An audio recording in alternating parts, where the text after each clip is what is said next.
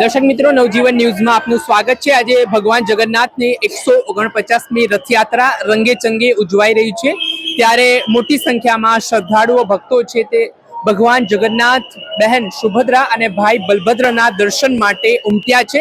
અત્યારે ટ્રકોનું પ્રસ્થાન થઈ રહ્યું છે અને ભગવાન ખુદ આ દિવસે દર્શન આપવા માટે ભક્તોને જતા હોય છે ને ખૂબ જ રણિયામણી ઘણી માનવામાં આવે છે। આપણી સાથે એક વિશેષ વેશભૂષામાં એક મહિલા આવ્યા છે, જેમણે બહેન સુભદ્રા, ભાઈ બલભદ્ર અને પોતે જગન્નાથજીનું સ્વરૂપ ધારણ કર્યું છે। આ તરફ દ્રશ્યમાં જોઈ શકો છો, તો એમની સાથે વાત કરીએ કે વિશેષ તેમણે આજે વેશભૂષા ધારણ કરી છે, શું કારણ છે એની પાછળ। બેન, શું નામ આપનું? મીનાક્ષી રાજપારધી નામ છે મારું। મીનાક્ષી બેન, આજે ભગવાન જગન્નાથની રથયાત્રા છે, વિશેષ તમે વેશભૂષા ધારણ કરી છે, પહેલી વાર કરી છે કે અગાઉ આ પ્રકારે કરી ચૂક્યા છો?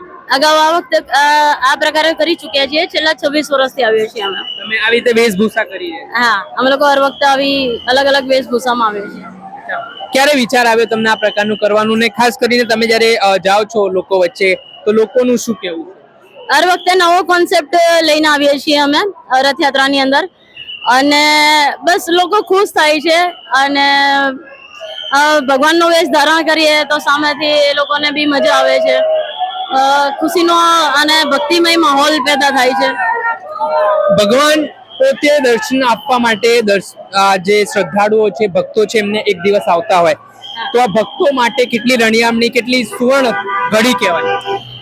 આખું વર્ષ રાહ જોતા હોઈએ છીએ આ દિવસનો તો, અને જ્યારે ભગવાન ઘર આંગણેથી નીકળે તો આનાથી અનેરો મોકો અને આનાથી રૂડું બીજું શું હોઈ શકે। શું મેસેજ શું છે સમાજને, કેમ કે આજે જે પરિસ્થિતિઓ નિર્માણ થઈ છે તે તમામ બાબતોને લઈને આ વેશભૂષા થકી, ભગવાનને પ્રાર્થના થકી શું કહેવા માંગશે? સ્ત્રી દરેક ઉંમરે પૂજનીય છે, દરેક રૂપમાં પૂજનીય છે। સ્ત્રીને માન આપો અને સન્માન આપો, એ જ મેસેજ છે। આજે પણ ઘણી બધી જગ્યાએ જે સ્ત્રીઓ સાથે અપમાન કરવામાં આવે છે તેમને મુખ્ય હરોળમાં લાવવા હજી પણ કેટલાક એવી જગ્યાઓ છે, કેટલાક એવા છેવાડાના વિસ્તારો છે કે જ્યાં સ્ત્રીઓને એ સમાન અધિકાર નથી મળતો, તો આ બાબતમાં શું કહેશો? કેમ કે આજે એને સમાન અધિકાર માટે અભિયાન પણ ચલાવવામાં આવે, છતાં કેટલાક લોકો એની જોડે તોછડાઈ ભર્યું ઓરમાયું વર્તન કરે છે। ઓરમાયું વર્તન પણ થઈ રહ્યું છે અને બળાત્કારના કેસો સતત વધતા જઈ રહ્યા છે, એટલે સમાજ કઈ તરફ જઈ રહ્યો છે એક તો સૌથી મોટો ક્વેશ્ચન માર્ક એ છે। અને બીજું કે કડકમાં કડક કાયદાઓ લાવવા જોઈએ, જેથી કરીને કોઈ આવી હરકતો કરતા બી વિચાર કરે।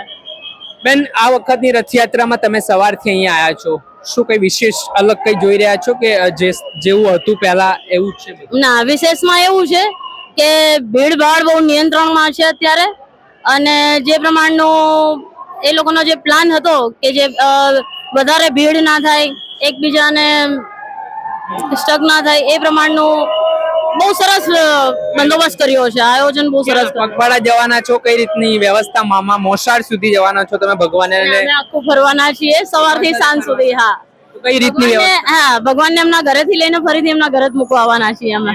હા, આજના દિવસે સ્ટેમિના આવી જાય છે, કેમ કે 16 કિલોમીટરનો રૂટ કહેવાય ને, આમ ચાલતા ચાલતા માણસ થાકી જાય, 100% સ્વાભાવિક છે, તો આજે આજના દિવસમાં શું વિશેષ હોય? જે પ્રમાણનો માહોલ છે અને જે પ્રમાણનું નાચવા ગાવાનું થતું હોય છે, નાચતા ગાતા કૂદતા ક્યાં રસ્તો પસાર થઈ જાય છે એ ખબર જ નથી પડતી।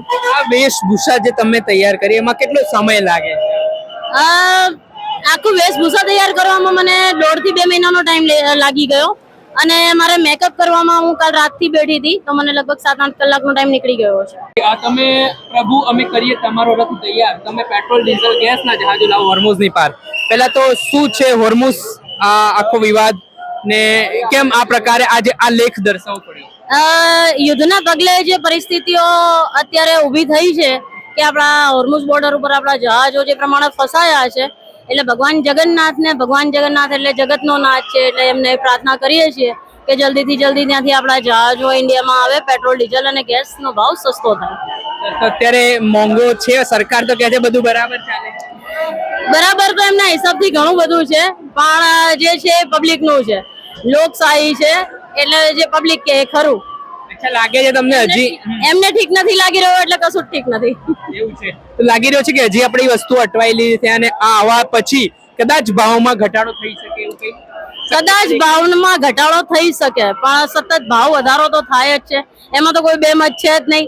અને થઈ જાય તો ભગવાન ભગવાનને એ પણ પ્રાર્થના કરો કે આ સરકારને થોડી બુદ્ધિ પણ આપે, ભાવ વધારો જે થઈ જાય. સાચી વાત છે. અને સૌથી પહેલા તો એ જ પ્રાર્થના કરવાની છે કે જલ્દીથી જલ્દી કડકમાં કડક કાયદાઓ લાવે. જે પ્રમાણના દુષ્કર્મના કેસો બની રહ્યા છે એટલે સરકારને એક જ વિનંતી છે મીડિયાના માધ્યમથી કે કડકમાં કડક નિયમો લાવો. જે પ્રમાણનું થઈ રહ્યું જે પ્રમાણે રાહત ટેક્સ માંથી ક્યારે આપે, કેમ કે એ પણ જરૂરી છે. કાયદા તો બનાવો પણ ગરીબ વર્ગ આજે બે ટંકનું ખાવા મજબૂર એટલો બની ગયો છે, કેમ કે એને પૂરું નથી થઈ રહ્યું એવી સ્થિતિ થઈ ગઈ છે. હા, એ પ્રમાણનું જ છે કે અમીર થઈ રહ્યો છે વધુ અમીર, અને ગરીબના ઘરમાં એક ટંક ભોજનના બી સાંસા એવું છે. ચોક્કસથી ખૂબ ખૂબ આભાર. આ હતા મીનાક્ષીબેન, જેઓ પશ્ચિમ અમદાવાદથી આવ્યા છે ને છેલ્લા 26 વર્ષથી અલગ અલગ પ્રકારના લોક ઉત્સવો દ્વારા ભગવાન જગન્નાથની રથયાત્રામાં લોકો ભક્તો પણ આ જે આનંદનો પર્વ છે, ભગવાન જ્યારે દર્શન આપવા માટે આવતા હોય છે ત્યારે તેમને આનંદ કરાવતા હોય છે. અને તેમણે સમાજમાં એક મહત્વનો મેસેજ પણ આપ્યો છે, સ્ત્રી સમાનતાનો, મહિલાઓના સમાનતાનો. ત્યારે જોવાનું રહ્યું કે હવે આ બાબતને લઈને શું આ વિચાર સમાજના લોકો કરે છે, અને ખાસ કરીને જે દુષ્કર્મના બનાવો બને છે તેને લઈને પણ તેમણે ગંભીરતા દાખવી છે. દર્શક મિત્રો, આવા જ વિડીયો જોવા માટે નવજીવન ન્યૂઝ જોતા રહો, લાઈક કરો અને વધુમાં વધુ શેર કરો.